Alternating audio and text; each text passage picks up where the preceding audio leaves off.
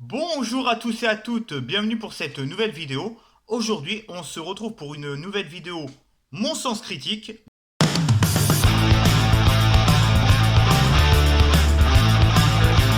numéro 3.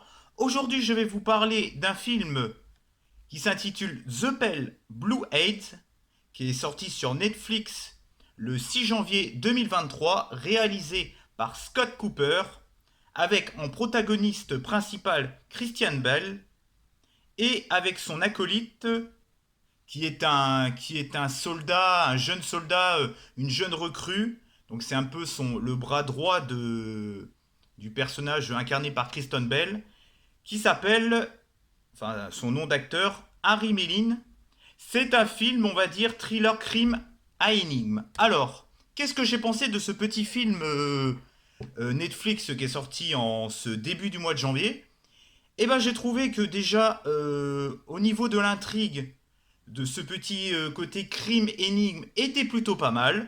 Au début, j'ai eu un petit peu du mal à rentrer dedans parce que c'est pas du tout mon style de film. En plus, c'est un petit côté historique des années 1830.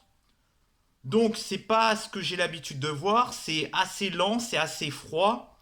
Mais il y a déjà l'acteur principal, Christian Bell, qui fait le taf. Il y a son acolyte, le jeune recrue, qui est vraiment pas mal et je trouve qu'il crève littéralement l'écran.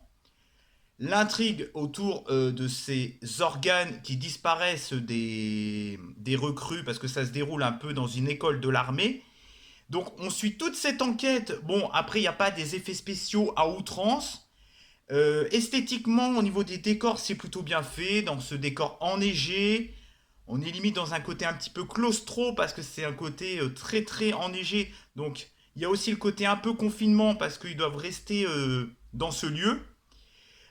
J'ai trouvé le côté enquête plutôt bien fait, même si le final est un petit peu, on va dire, du déjà vu, un peu cliché, sans grande surprise, même si je m'y attendais pas. Il y a un petit côté féministe qui pop, mais qui est plutôt bien fait. On se retrouve à un moment donné, à la fin, dans un alert spoiler, dans en gros, Rap and Revenge. Voilà. Je mettrai peut-être un timelapse spoiler. Sinon, j'ai trouvé que oui, c'était une bonne petite enquête policière historique. Parce que c'était à la base une histoire vraie. Il y a vraiment une personne extérieure qui s'est retrouvée dans cette école. J'ai plus trop suivi exactement le côté histoire vraie du film. Mais en tout cas, c'est vachement romancé. Ça a été vachement romancé. Mais en tout cas, cette école a vraiment existé.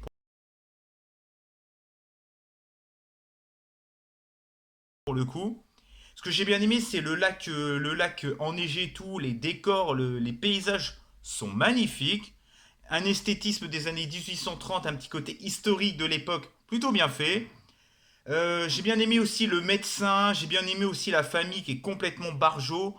Alors, on va dire que c'est un petit peu abracadabrantesque parce qu'il y a un petit côté, on va dire, côté occulte, science occulte et diabolique. Ça a un petit peu, on va dire, tiré par les cheveux parce que c'est un peu l'idée de l'intrigue principale, mais ils ont repris ça aussi dans la famille, ils ont pris ça aussi pour exactement le même concept pour la famille. Bon, les deux s'embriquent pas trop entre les deux, bon, vous verrez le film.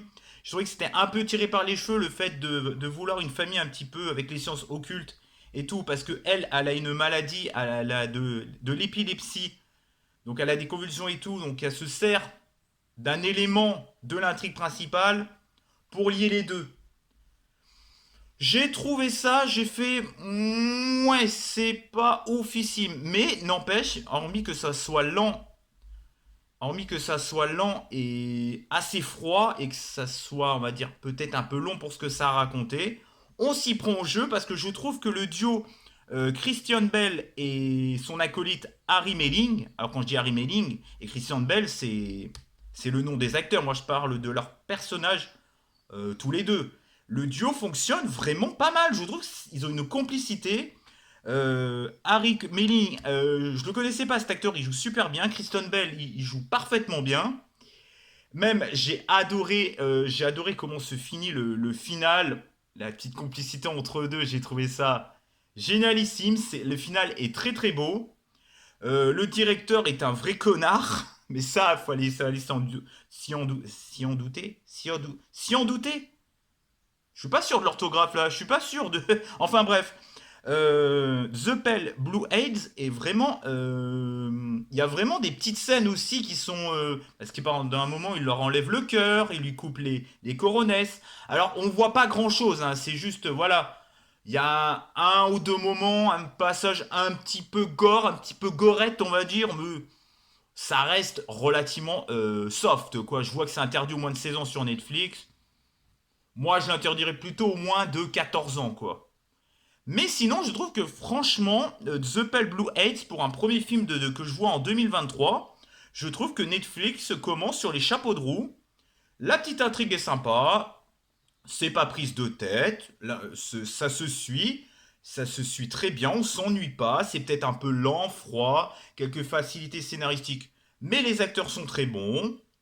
Ça ne va pas révolutionner le cinéma, mais si vous avez l'occasion de voir ce petit thriller, crime et énigme avec une petite pointe de science occulte fantastique, si on peut appeler ça comme ça, dans un côté très historique des années 1830, avec de superbes acteurs, avec le côté aussi, il y a le personnage Christian Bell, non pas Harry Melling, pardon, cette recrue, on suit un peu les recrues qu'il y a dans cette école de l'armée, qui est très intéressant à suivre.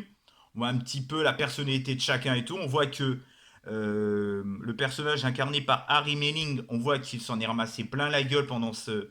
Bah, qu'il en ramasse plein la gueule à cause de ses camarades qui. Le harcèlement scolaire, hein, le harcèlement de l'armée. On parle un petit peu de féministes, du harcèlement à l'école et à l'armée, mais c'est pas non plus, ça pop pas. On va dire, c'est pas prise de tête, quoi. Avec parcimonie, vous savez, Netflix, ils aiment bien mettre toujours des petites notes féministes et de harcèlement dans leurs films. Mais après, c'est pas. Comment dire?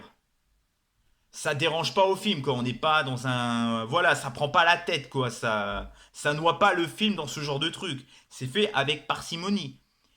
Et ben voilà, je crois que j'ai fait le tour. Moi, je vous recommande de regarder The Pale Blue AIDS.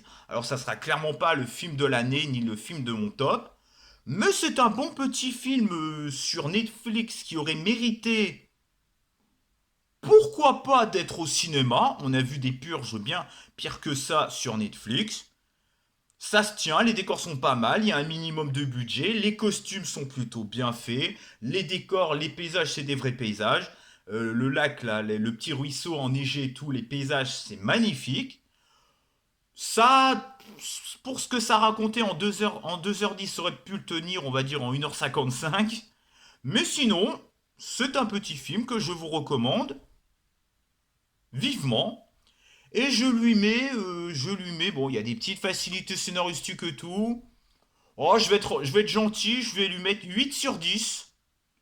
Oh, un petit 16 sur 20, peut-être un petit 7 peut-être un petit ouais, 15, 16 sur 20, oui. Bon, à vous de vous faire votre propre jugement. On va dire un petit peu 15 sur 20 parce que le final est quand même du vu et revu, c'est un petit peu du TGCM. Mais sinon, voilà, je vous le recommande, ce petit The Pale Blue AIDS. Voilà ma première critique pour Mon Sens Critique.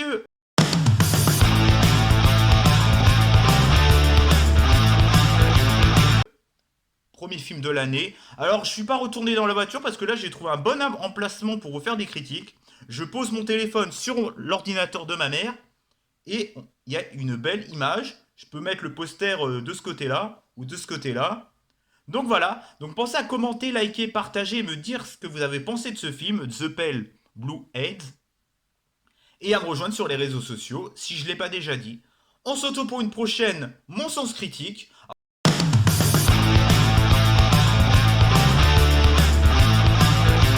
Alors vous allez voir, il y aura aussi des vidéos achats Vinted et tout.